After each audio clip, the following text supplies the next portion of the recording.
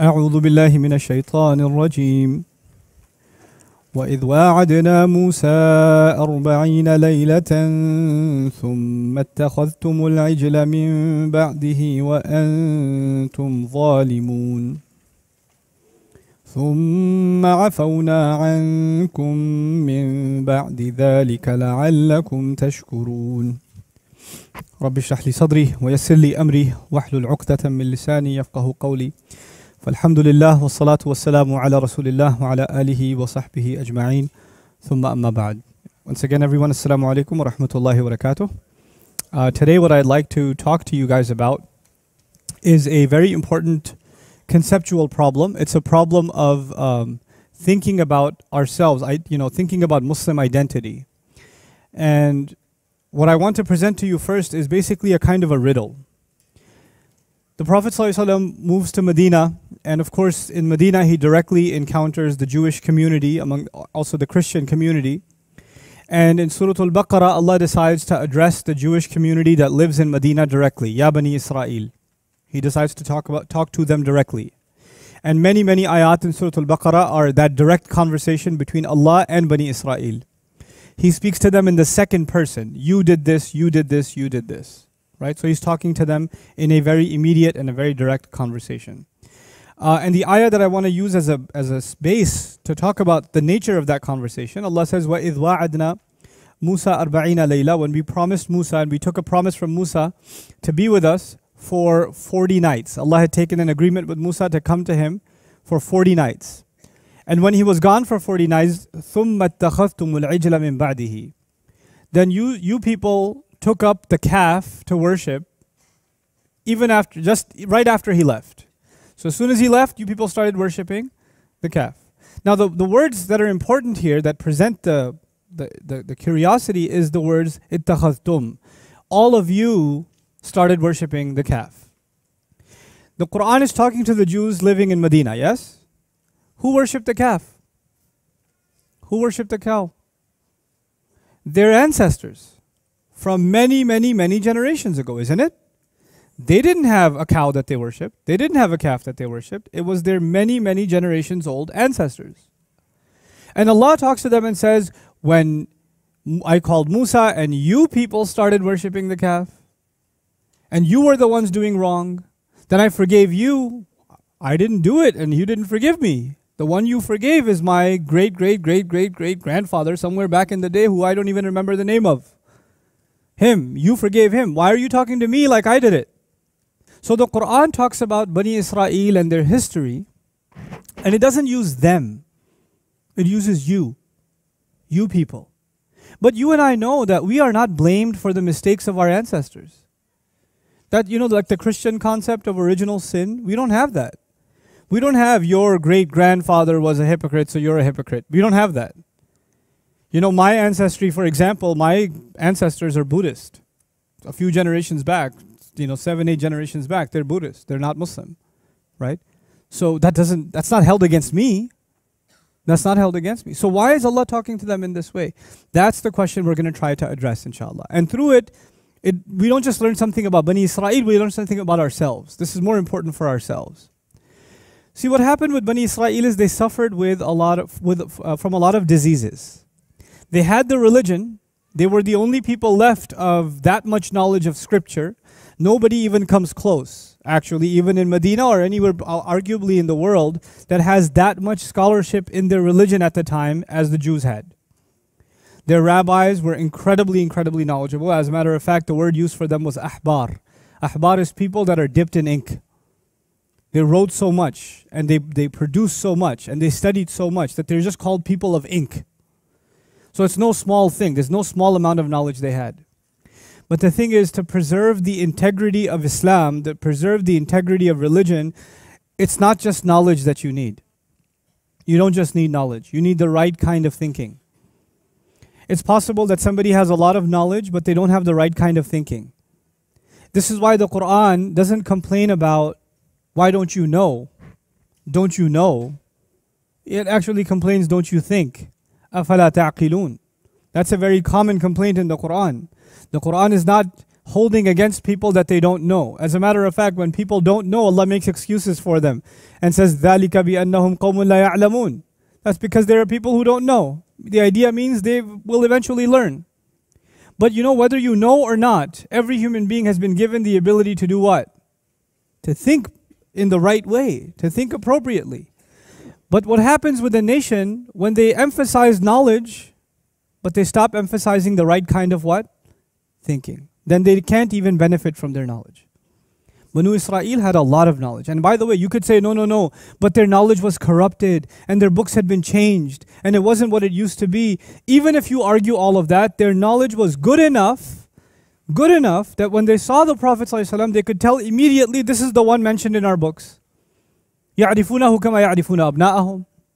Then they recognize him like they recognize their own kids. If that's the case, that means they do have a lot of authentic knowledge still. But seems to be the problem is with what? Thinking. أَفَلَا تَعْقِلُونَ. Why don't you think? That's the complaint Allah makes even against Bani Israel. Now to us, you know, we think that if you have knowledge, then automatically you must be a good thinker. We assume that. We assume it. So someone who has a lot of knowledge must be a really good thinker. It's not necessarily the case. So now coming back to the question of history.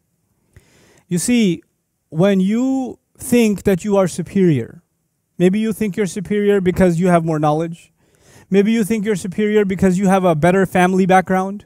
A lot of people think like that even today, don't they? They feel like, for example, they come from a noble family history. A lot of people feel they come, for example, if they come from the family of the Prophet ﷺ, which is a noble history, then somehow they are superior to other people. They can act like they're superior to other people. Other people might say, we come from royal family background.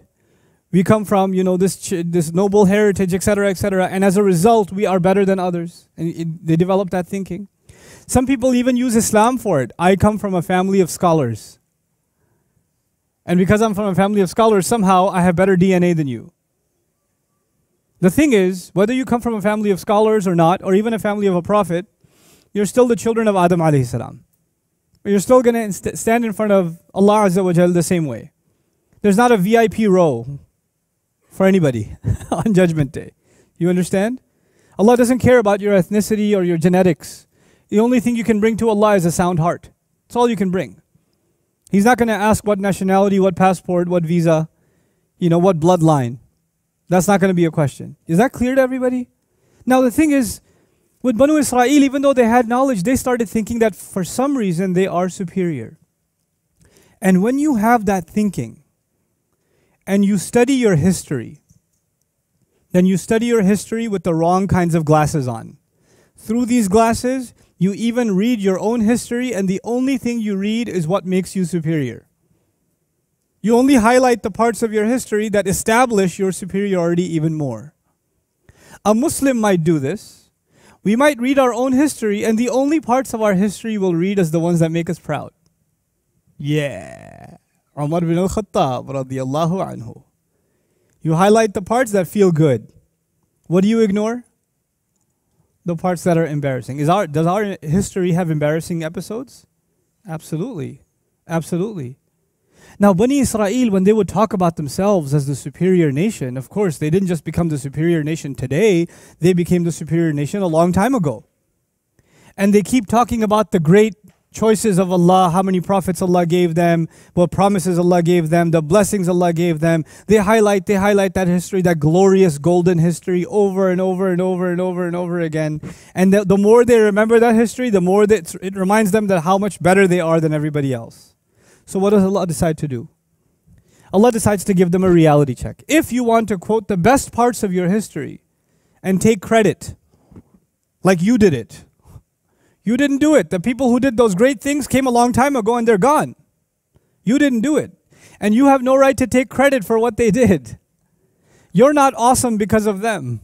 They are awesome because of them. This is why in Surah Al-Baqarah Allah says, تِلْكَ أُمَّةٌ قَدْ خَلَتْ لَهَا مَا كَسَبَتْ وَلَكُمْ مَا كَسَبْتُمْ. That's a group of people, they're already gone. They earned whatever they could earn. You're going to earn what you're going to earn. وَلَا تُسْأَلُونَ عَمَّا كَانُوا يَعْمَلُونَ. You're not going to be asked about what they used to do. You have to take responsibility for yourselves. Coming back to the point, they would only highlight the glorious parts of their history because it would make them feel better about themselves. And they would talk about them like they're talking about themselves. So Allah reverses it. So He takes the ugliest part of their history and He talks about them like He's talking about themselves. So He uses you. And they could say, well, why are you using you? It wasn't me. I didn't worship the calf. Well, you know, when you talk about your victories and you talk about your blessings and you talk about people who lived thousands of years ago, you say, we did it. We were this, we were that. You like to put yourself together with them for the good times. How about you put yourself together with them for the bad times too then? This is a reality check in history. And what happens, you know, in modern times, when, of course, in the last century and a half, a lot of new nation states were formed, right? A lot of colonizing nations left and new nations were formed. And when these new nations are formed, there are lots of political tensions in the world. And as a result of those political tensions, when textbooks are made for children and history books are written, then you have to write the kind of history books that make you love your country and your people and your ethnicity and your race more, and they make you hate the enemy more. So you highlight the parts of your history that increase patriotism, and you erase the parts of history that can question it. Our allegiance is not to the truth in so many nations. Our allegiance is not to the truth. Our allegiance is to nationalism. Our allegiance is to this idea of patriotism, this glorified nation, the idea of a glorified nation. And unfortunately, even within the world of Islam, even within when we think about Islam, we don't like to highlight our own flaws, our own mistakes, our own errors. We'd like to talk about how everything was amazing. Every time you hear about the people of the past, they were the most incredible people. Man, I don't even believe how they walked on the earth. They probably floated in the air when they walked. That's how awesome they were. You know, you'll hear, and people then start exaggerating the accounts of history and how there was a scholar who actually never made wudu his whole life. He was that pure. Or you're sitting there listening to this going, what? So he didn't pray? You know? No. Allah just never made his wudu break. Achha, really? Fantastic. Fantastic. Allah would benefit some individuals more than He would benefit prophets. Where do you come up with this stuff? This happens as a result of a diseased mind, when you can't think clearly, when you have the wrong basic concepts. So Allah Azza wa Jalla is clarifying those concepts, and through it He's teaching us something very important. This is a Quranic lesson in one thing: an honest approach to history. When we study our history, when we study the Ummah's history, we have to study it honestly. We have to acknowledge our mistakes. We have to acknowledge where we went wrong. And if you don't study your history, you'll never learn in the future. You'll just never ever learn. You'll become drugged by the idea that you're already the best. You're already number one. And you'll be the worst, the last people left on the earth. Everybody else will move forward. You're going to be moving backwards because you're already number one in your little mind. You know, it's delusional. The entire idea of studying history is to take the best examples and learn from them, and take the worst of our mistakes and learn from them. To acknowledge our mistakes and not to repeat those mistakes again. And one of the worst mistakes in the history of the world that is highlighted through Bani Israel is a people who don't look at their own history honestly. That's what gives them the false thinking. That's what makes their thinking false. And that's the highlight, that's the lesson today. I'll share something with you I like sharing often because I was very moved by it. It was a friend of mine, Sheikh Naeem Abu Layth, mentioned it. And I was really just impacted by it. Why is history important? Imagine that you just woke up today and you don't remember what happened yesterday or anything before yesterday. Or even if you remember, you only remember the last 24 hours. That's it. You don't remember anything else. You know what can be said about you? It could be said you don't know who you are. Isn't that true? If you only remember the last 24 hours, then you don't really know who you are. The entire ummah, the entire Muslim world, was described by the Prophet ﷺ like one body. You know the hadith? This ummah is like a jasad, like one body. So it's like one person. And if that one person only remembers the last 24 hours, they don't really know who they are, isn't it? So if the ummah doesn't remember its own history, if we don't know, if we don't understand our own past, then it's almost as though we have no sense of identity. We don't really have a clear sense of identity. Studying our book, studying Qur'an, this is my last comment now, studying the Qur'an isn't actually just about studying tafsir. isn't just about studying Arabic, just about studying the vocabulary of the words. And what the ulama said, studying the Quran teaches you what other things you have to learn. The Quran will highlight areas of knowledge, areas of awareness that you have to build in yourself. Not only the book, but the book will make you aware of other things that are valuable. It's incredible.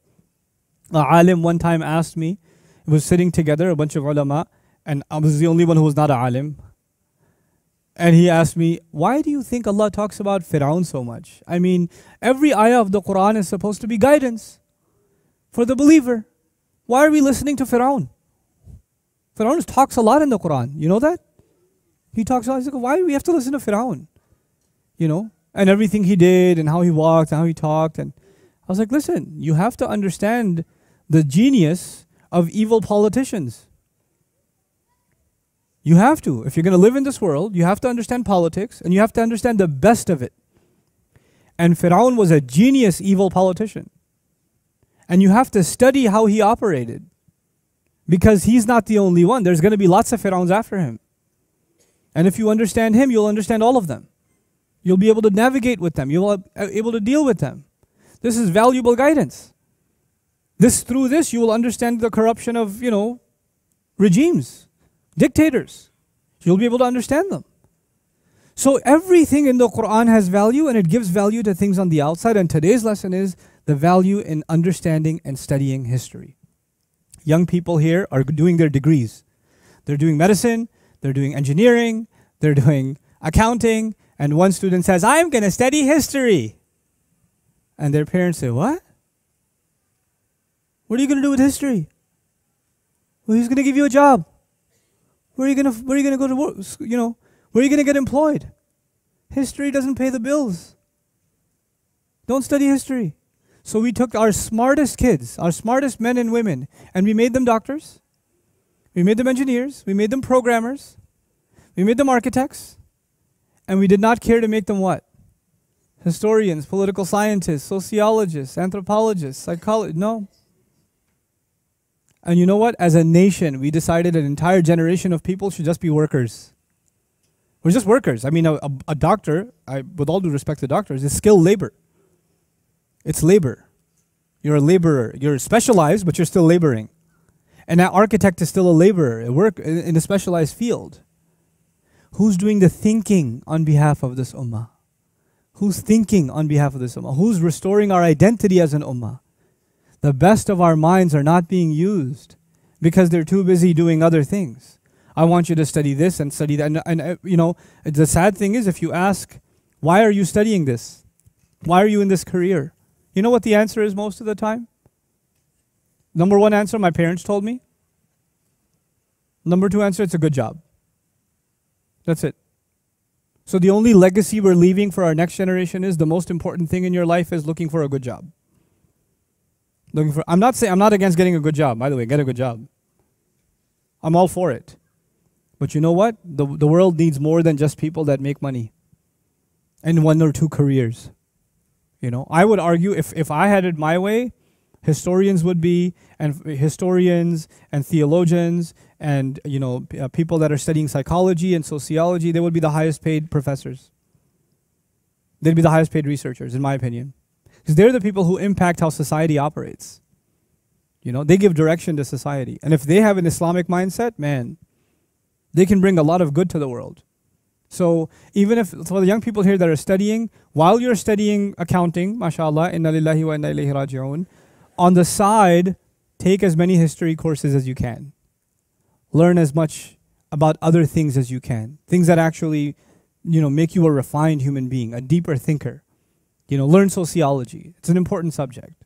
There's a lot of sociology in the Quran. There's a lot of psychology in the Quran. There's a lot of political science in the Quran. And somebody says, no, but I want to be a doctor because there's embryology in the Quran. Yeah, in like one or two ayat, there's some reference to it, but it's not at the heart of it. At the heart of it is human engagement, So these humanities, they are important and we have to restore them from the Islamic perspective. This is a critical thing, and of course, history is at the center of that. With that reminder, I conclude, inshallah ta'ala. Barakallahu li wa lakum. Wassalamu alaikum wa rahmatullahi wa barakatuh.